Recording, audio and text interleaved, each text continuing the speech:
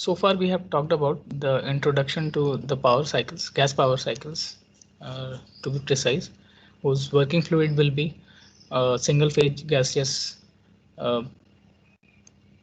material such as air, whereas we will be looking the two phase sort of working fluid in the next part of our uh, lectures. We have seen the different nomenclatures that are associated with the reciprocating engine. Typical reciprocating engines have certain components and certain nomenclatures we need to seek, and we have seen that. And we have also come up across the air standard assumptions that we are going to take up in this particular course. Today we'll start with the Otto cycle, which is a assumption, which is a simplification or idealization of a spark ignition engine that we come across in our automobiles.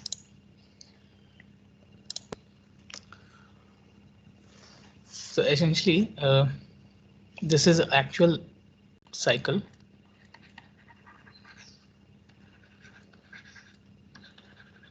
that any SI engine,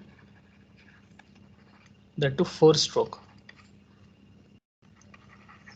that undergoes in this following manner. So let's suppose I start from here, some atmospheric pressure. There is an inlet of air that comes from this side. This valve opens and intake happens. Excuse me, sir. Ah, Can you please change the size of the pointer, please? It's too small. Sometimes it looks well visible. size of pointer means I mean the pen, the dot thread pointer. this pointer. Yes, Okay, sir. I want it to be bigger so that you should know that where the pointer is right now. Is Okay, it? sir. No, I'm just asking. Let me try. Sometimes when Let me try to make it bigger.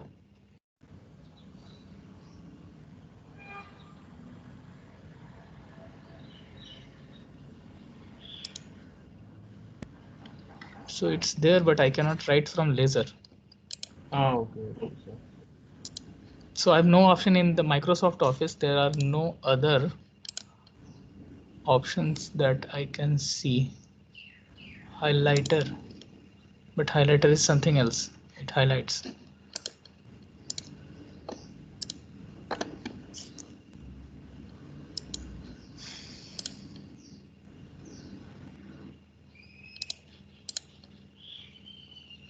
No other option. So Okay, sir. you guys are watching on a laptop, on your laptops or your mobile phones. Some Laptop, sir. So if you are watching on mobile, the person who has asked me, you may feel it very small, but if you watch in the laptop, are you right now watching in laptop or mobile? mobile, sir, but I will change now to So laptop. yes, you need to switch to your laptops. Okay, then it would be fairly visible. Okay, sir. Okay.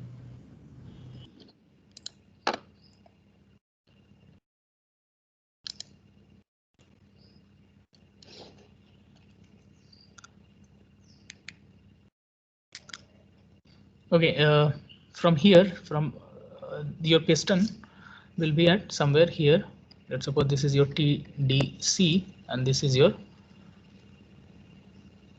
sorry, this is your TDC and this is your BDC, bottom dead center. Okay, and it comes down in your first intake stage or intake process. So this is how you'll go from TDC to BDC. Until then, this valve was open. After that, it undergoes compression process from this particular BDC to this, again this BDC to TDC, but at this process is assumed to be isentropic compression, but actually it is not, but yes, it can be seen as an isentropic compression. Asentropically it is compressed by this piston again from here to here, so it goes again from here to here.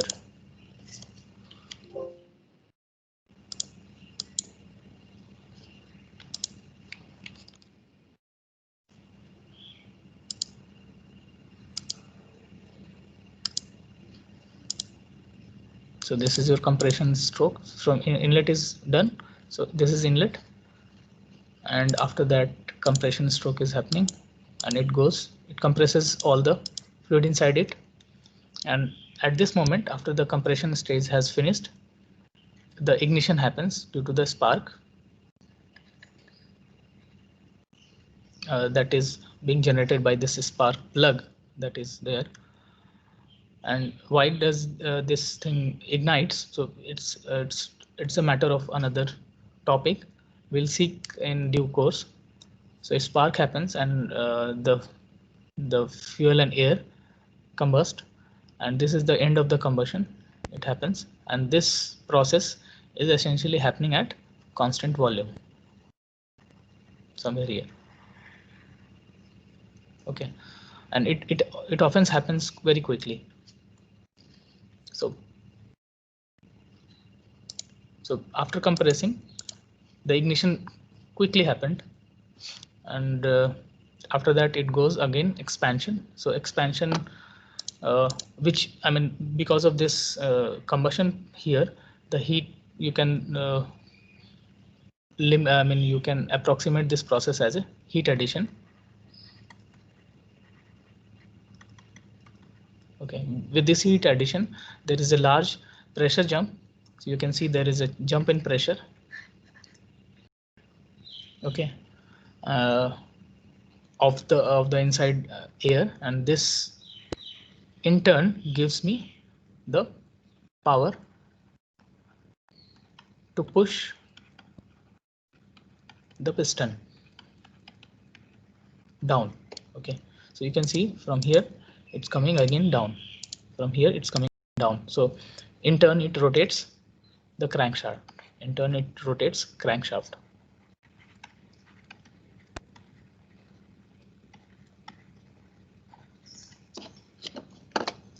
Okay, and after that, yes, once it finishes, this exhaust valve opens, and all the residual, all the gases escapes out. That is your exhaust. So from here it again goes to exhaust, and all the air inside again comes to the same initial condition. Let's suppose at some 1 or some 0. Let's start with 0. 1, 2, 3, 4, and it happens, I mean, here from 4 to 1, while exhaust you will have a heat rejection. You can think of heat is being rejected to the atmosphere.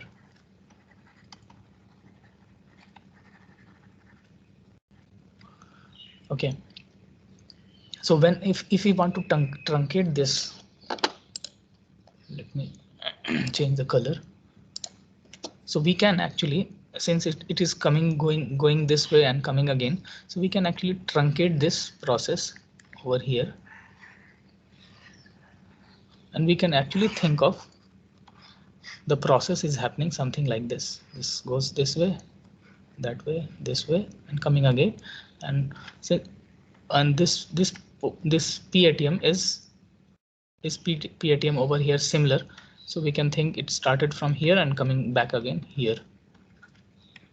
So your process is being idealized with a cyclic process, and this cyclic process is known as Otto cycle. and which is also often known as constant volume heat addition process.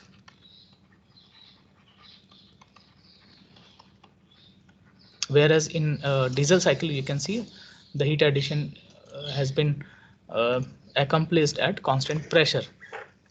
So in contrast here, in your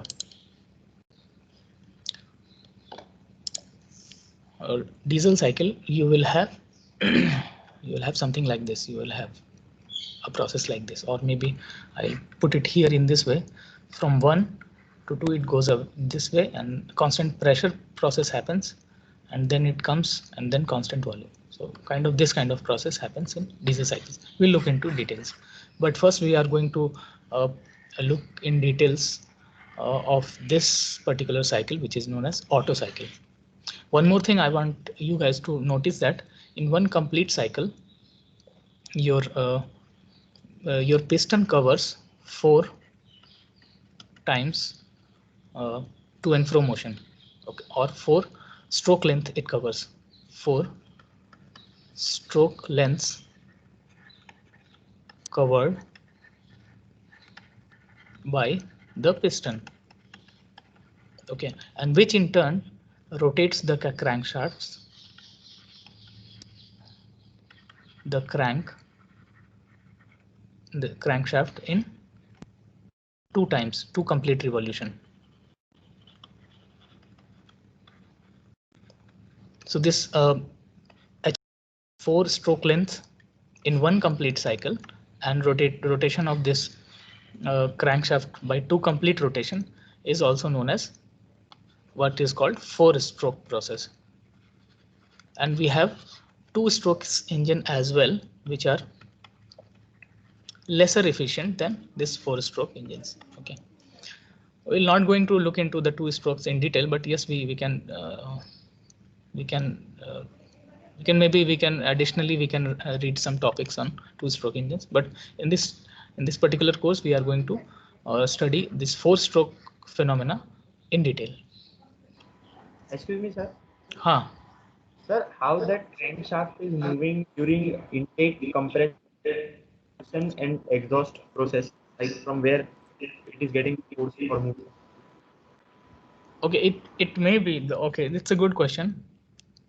The intake process you don't have to worry about, because this shaft and this connecting rod and this piston has some inertia,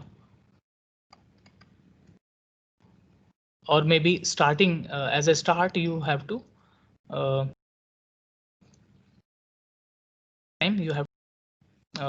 pull this thing. Okay, and once it has been started, because of inertia it will keep on coming down. Okay, you don't have to worry about.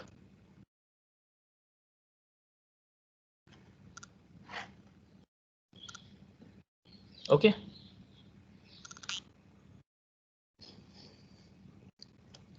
okay, in the pictorial view also you can see this is your actual cycle, and which is idealized with the ideal Otto cycle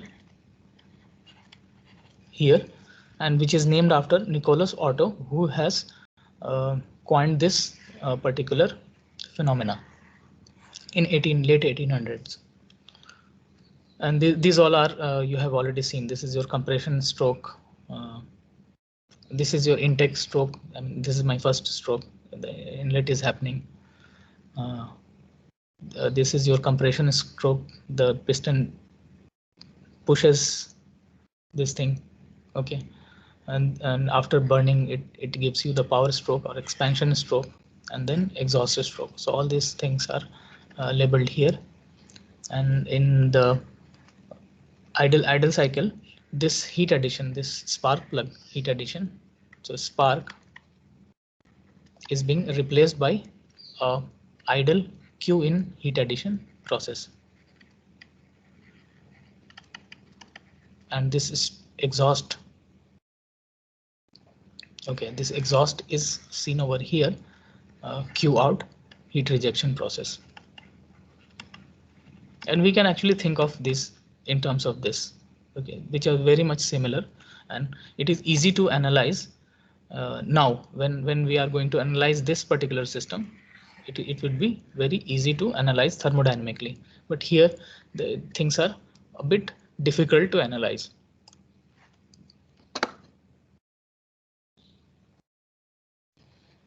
Okay, now let's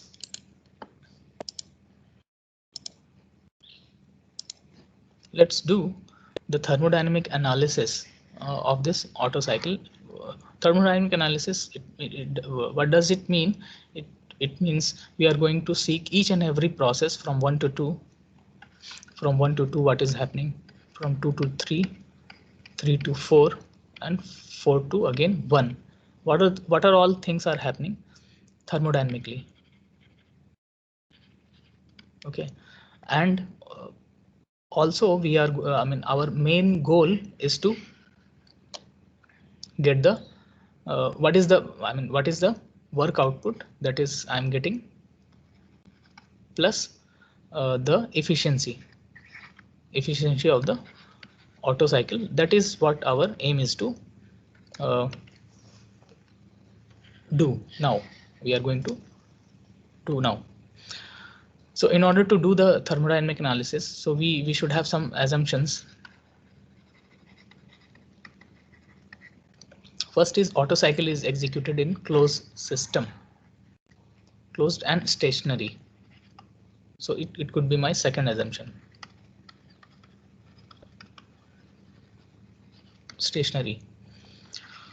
So closed system means there are only heat interactions that are happening. There are no mass that is being leaving out or coming into the system. So as you can see, actually we have masses that are coming in and coming out. But why are we treating this Otto cycle as closed system?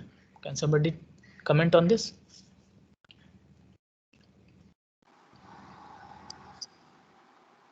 So this masses are coming in, and intake valves open and closes, but in Sir, reality, because in ideal case we have not considered the intake and exhaust yes. stroke.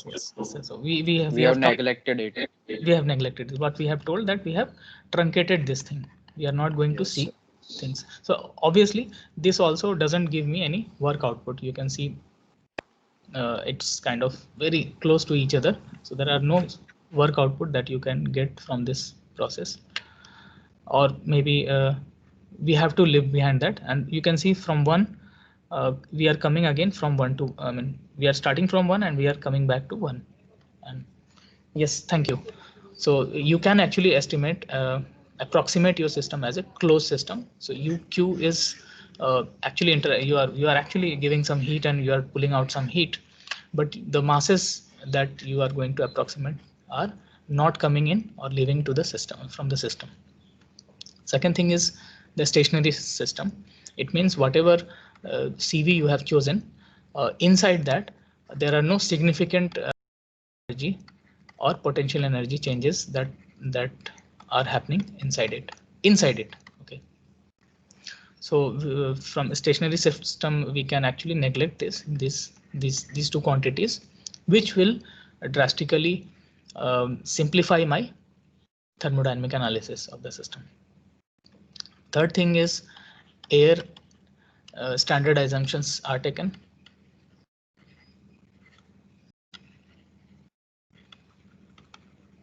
Okay, we are going to seek this air as a standard assumption cycle, and also it will be ideal in nature. Ideal gas laws will be still governed in this process.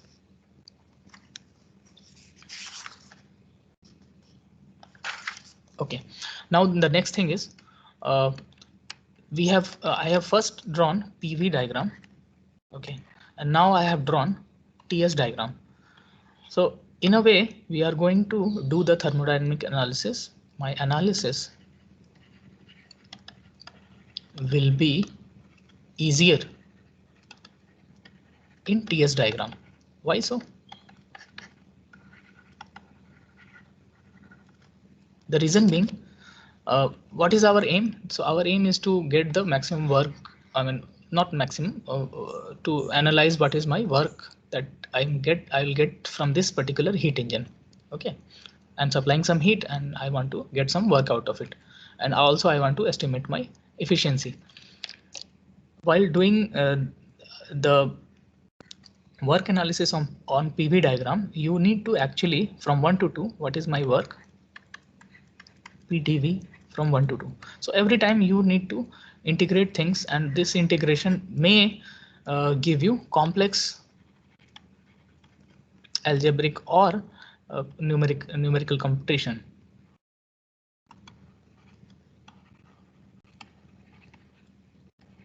Okay, so the better way is to switch. I mean, obviously these two plots are similar.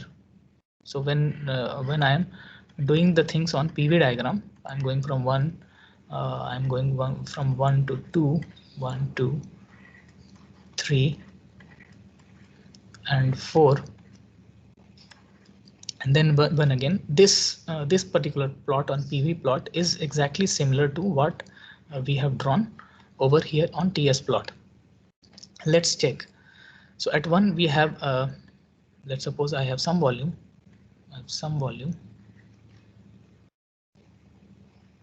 Okay, this is my V1. So 1 to 2 I'm going. So this is my S here. Okay, yes. So S is what? This is entropy over here. So this 1 to 2 is an isentropic process. So 1 to 2 I'm going from here to here. So this is basically isentropic. So 1, let me write it here. 1 to 2 is nothing but isentropic compression. Okay, so isentropic means your entropy changes 0. So here you can see from 1 to 2 I'm going, so entropy changes 0 since this is vertical line. So at entropy x-axis as entropy, this is my vertical line, so entropy doesn't change from 1 to 2. And here also entropy doesn't change. Yes, but pressure and volumes are changing. Okay, but doesn't matter. I mean, here it may be changing, and it may be you want to avoid the calculation of getting work. So yes, so straight lines are often advantageous to work with because a straight line gives you easier computations, mathematical computations. Okay, that is what we actually switch these things into TS plot. One more reason I'll tell you after that. So from 1 to 2 we have came here at particular 2. There's some temperature T, let's suppose T2. Okay, now from 2 to 3, this is Q addition. It is happening. Q in is happening. Okay. Isochoric heat addition. Okay, very nice. So isochoric heat addition generally you will think of as constant volume process, and it is going from 2 to 3 in some. So entropy may change. Okay, but fine, it's fine. I'll tell you how we are going to avoid those PDV work calculation here if we use TS diagram effectively. So 2 to 3 is very nice, isochoric. So I can write constant volume or isochoric heat addition.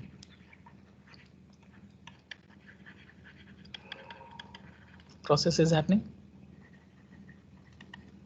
Okay, this goes and Q in turn or in Q in is happening here.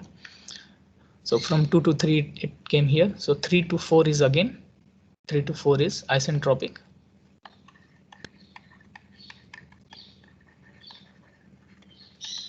Expansion. Okay, so volume may change, but your entropy keeps constant, so it just comes down. Okay, and 4 to 1 again isentropic compression is happening, or isochoric heat rejection process is here from 4 to 1. Okay. Okay, so with this all things in mind, so let me tell you why I am going to avoid this PDV work over here with this particular starting point. as a start. So since this is a closed system, we can apply our first law on whole cycle.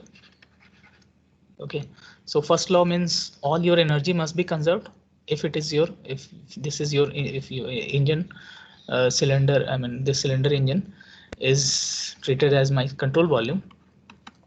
So all the things that is coming in, Q in is happening, Q out is happening. Okay, some work you are getting out, some work. Okay, all these things are happening. So essentially, or to be more precise, I will write it like this way: E in, energy in, minus energy out, not in rate form. E in minus E out is equal to change in energy of the control volume. That we have already seen this. This is your first law. So what are the E ins? In the form of Q, W, and all sorts of works. You can think of this Q in, and this E in, all sorts of Q, Ws that is coming out of the system. You can think of this in this manner. And what is this change in energy of this control volume? You can write. You can write think in terms of internal energies, change in internal energies, change in kinetic and potential energies, right? Change in potential energy.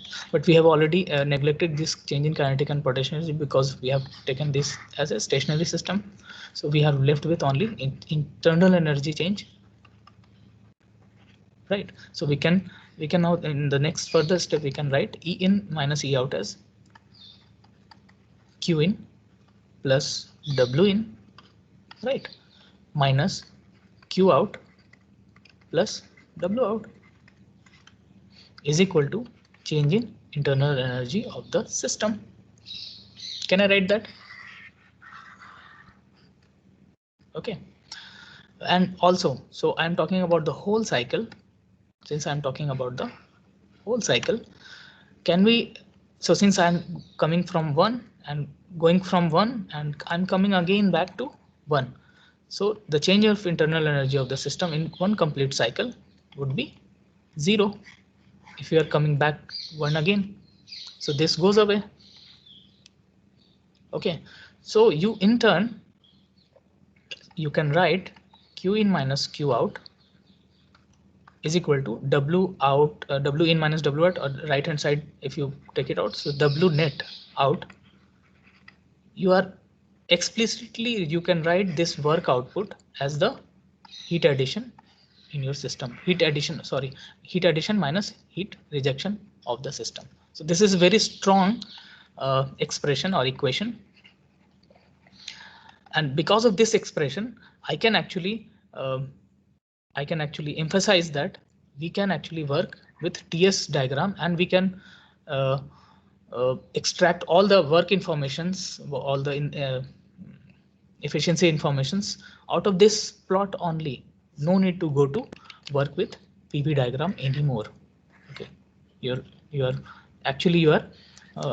bypassing your complex numerical computation. So this is just, so you can see the work output that you will get from this particular heat engine, reciprocating heat engine, or this SI engine, you will get in terms of Q in and Q out net, right? This is very, very strong statement. Okay, now let's talk about each and every process in this form, in this first law of thermodynamics. Let's apply that and let's try to find the efficiency of this particular cycle. What is the efficiency of this cycle? So yes, so let's talk about the heat transfer processes that are happening from 2 to 3. So 1 to 2 is nothing is happening. Okay, so my idea is to get these expression. What is my Q in expression and what is my Q out expression, and we can just subtract and we get the W out. Once we have W out, we can actually think of efficiency and auto as W out divided by Q in, because this is the only heat addition, I mean energy that is that I am supplying in. So this is the Very simple expression. From this expression you will get the efficiency also. Okay, so let's try to find q in and q out from the system. So the q in is happening from 2 to 3 process, okay, and q out is happening from 4 to 1 process. So we'll look into 2 to 3 process and 4 to 1 process only right now. So for 2 to 3 process, so this is essentially your, this process is constant volume heat addition. Okay, so 2 to 3 is happening. So q in, so any closed system, if the you're supplying q in and you have some gas over here in your control volume, what do you expect? So this gas will, the molecules of this gas temperature will raise by how much amount, and how do you relate with this change in temperature with q addition? Cv delta T, remember, constant volume heat addition. We have already seen this. So why I have spent so many time, I mean so much time on your basics of, or the building blocks, so that we could use those formulas or those assumptions directly to our current chapters, because yes, so we have already seen this, right, in our previous chapters. Q in is equal to Cv delta T. So I can write, so C, let's suppose Cv is constant for air, and let's write, remove this subscript V, and we can write delta T is means T3 minus T2, final minus initial. So this is how your heat addition would look like, isn't it? Now similarly for process 4 to 1, because we are interested in Q out only. Okay, once we have Q out, we can actually estimate my work out. So this is Q out is equal to again Cv dt. So, and we can write C T4 minus T1, isn't it? Final minus initial. And since this is Q out, is T4 minus T1.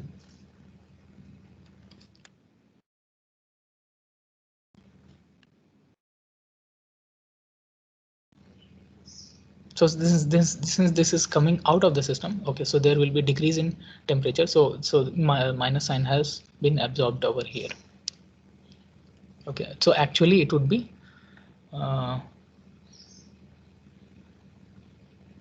so since this is a rejection, okay, so minus sign has been taken care by this. Okay, fine. So now let's talk about efficiency of the system. So before efficiency, can we estimate my workout? So let's subtract these two. So Q in minus Q out is equal to C times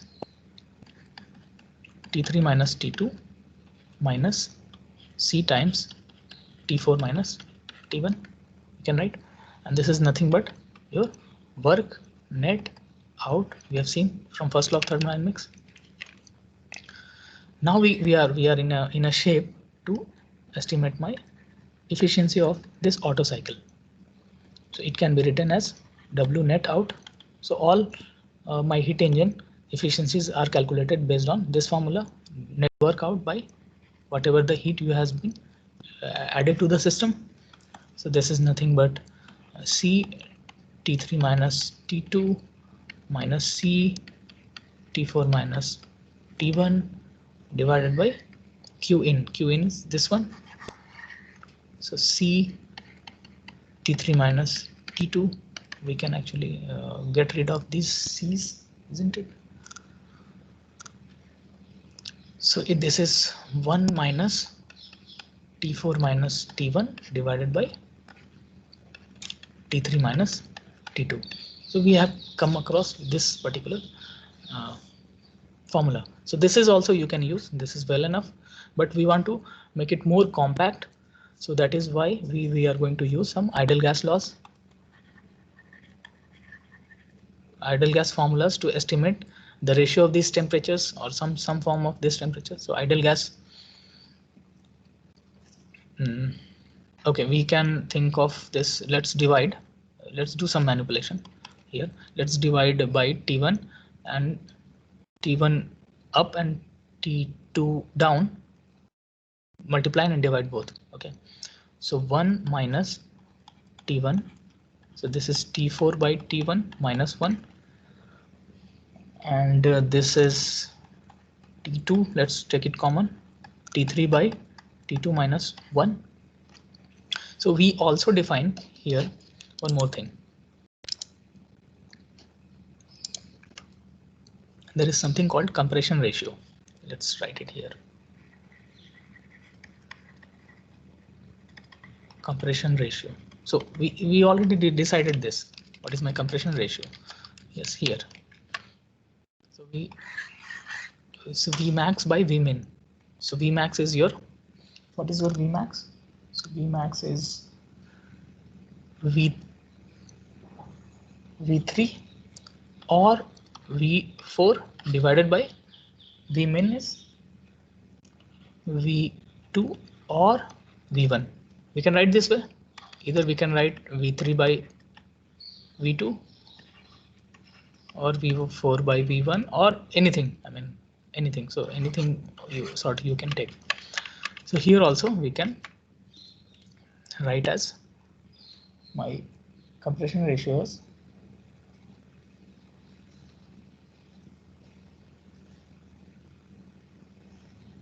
V1 by V2. V1 by V2. So it doesn't matter. I'll take the capital V subscript or small, because the mass of the air m is constant. So yes, so it will allow you to write in small subscript as well. So this I will write in form of R subscript. So R later. So yes, so can we do something here? T4 by T1 we have and T3 by T2 we have. So from ideal gas equation, from 1 to 2 and 3 to 4 are isentropic processes. So 1 to 2 is an isentropic. So applying those isentropic ideal gas equations, what we have? So I can write, so T1 by T2 I can now estimate as V2 by V1 to the power gamma minus 1. Remember, this is my isentropic equation. So PV to the power gamma is equal to constant. This thing, it comes from this. This is nothing new. We have already seen this. Okay, similarly, this can also be written as V2 by V1. V2 by V1 can also be written as V3 by V4, because both are similar. To the power gamma minus 1 can again be written as T4 by T3. Okay, so in turn we can see, I can write the temperature ratios T1 by T2 is equal to T4 by T3. Okay, so this is expression we can substitute over here. So 1 minus, so this is T1 by T2. Let's keep it that way for the timing. T1 by T2, let's keep it that way. So the upper expression T4 by T1, so T4 by T1 can be written as T3 by T2 minus 1, and lower expression T3 by T2. We will not modify this, and this you can cancel. So you are left with 1 minus T1 by T2. Okay, now T1 by T2 can be written in terms of V2 by V1 or V1 by V2. So we can actually write 1 minus 1 by T2 by T1. Now T2 by T1 can be written in terms of V1 by V2 to the power gamma minus 1, and this V1 by V2 we have already seen, this is nothing but R. So we can finally write 1 minus 1 by R to the power gamma minus 1, which I have written over here. Okay, so this is how you arrive at your thermal efficiency of a Otto cycle. So there are 2-3 Okay, we are not much time left, but we can quickly finish in 2-3 minutes. What are the implication? So when let's take this thing, this R, compression ratio and efficiency, and we plotted compression ratio versus the efficiency of the Otto cycle. And for typical, let's suppose for air, for any substance, it looks something like this. It comes, I mean, it starts from here and it reaches to some bigger value, and then it saturates, I mean, it flattens. Okay, so the typical range that our automobile engines work at this compression ratio is somewhere around 7 to 10. Okay, 7 to 10. And more often the 8 compression ratio 8 is optimal compression ratio, that is advisable, but we can actually make use of this whole reason. So we can from here to here we can use any compression ratio, and for that you can see that the thermal efficiency is somewhere around 50 to 60%, but this doesn't happen. Okay, I mean, we know that we have thermal efficiency somewhere around 25% or 30% or 20% in this range. Okay, it doesn't go more. Okay, so there are two concepts that I want to introduce: is auto ignition and engine knocking. So the reason being, we are going to work in this particular region, but at higher compression ratios, you may get higher efficiency. Okay, from here to here you are actually getting higher efficiency, but the thing is, it the air and fuel mixture actually self ignites at higher compression ratios, higher R values. Okay, because okay, we will look more why it's happening later, but for the time being, because of higher R values, pressure becomes very high, and the adiabatic flame temperature, what you can say, it lowers and it self ignites quickly. I mean, before it has to be, I mean, optimally it should have some moment of time it should ignite, but it ignites priorly. Because of if your R values are high, so which is called the auto ignition of the fuel, and which in turn produces noise in the system, and which is called engine knocking or engine knock or engine knocking.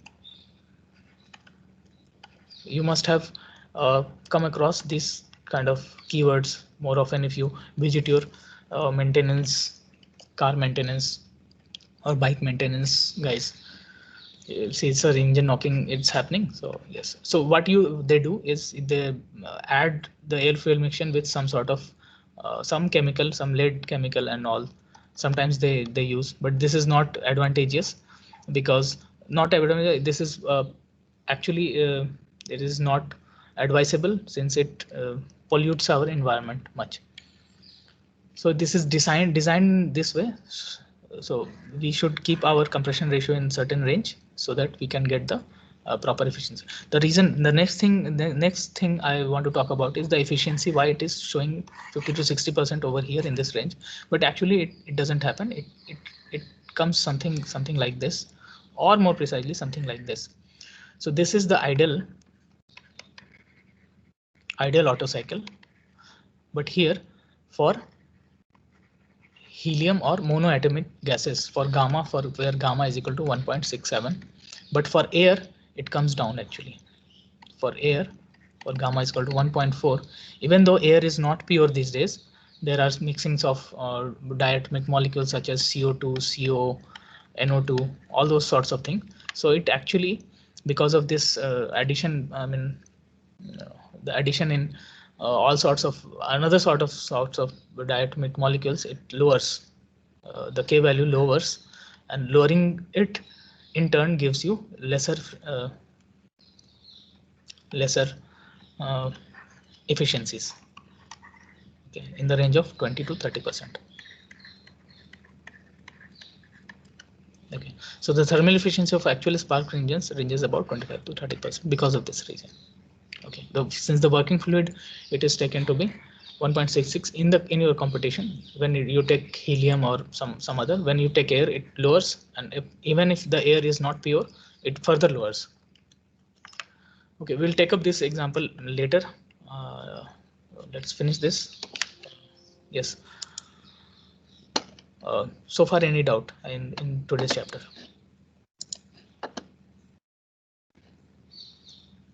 No, sir. Okay. Tell me. Sir, Ask me. Tell me. can you explain the process 4 to 1? Fourth one. In that, yes. No, not the previous slide. This one. Here. Yes, this one. This one 4 to 1. Yes, sir. Okay, so 4 to 1 is again 2 to 1. Okay, so from 4, so this is my Q in. From 2 to 3, it is Q in. Yes. So if you have a control volume and if you heat up with Q amount of heat, the temperature of this system increases by this amount. Q is equal to C delta T. So T2, I mean T3 minus T2. You can write this way.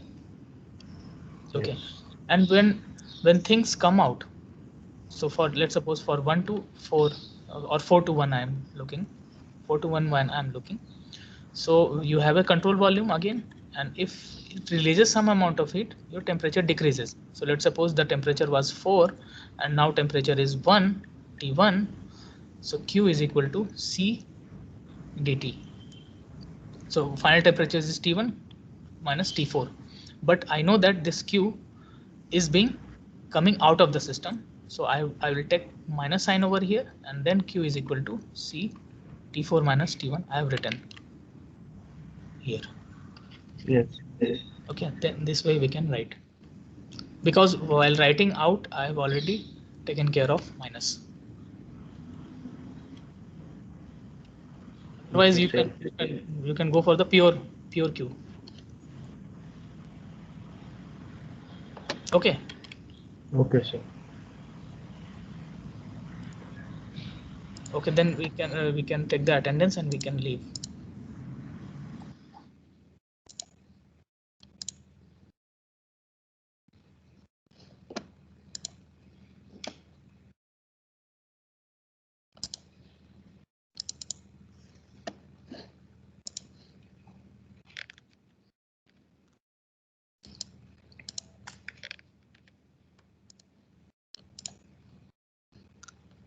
Let me stop the recording.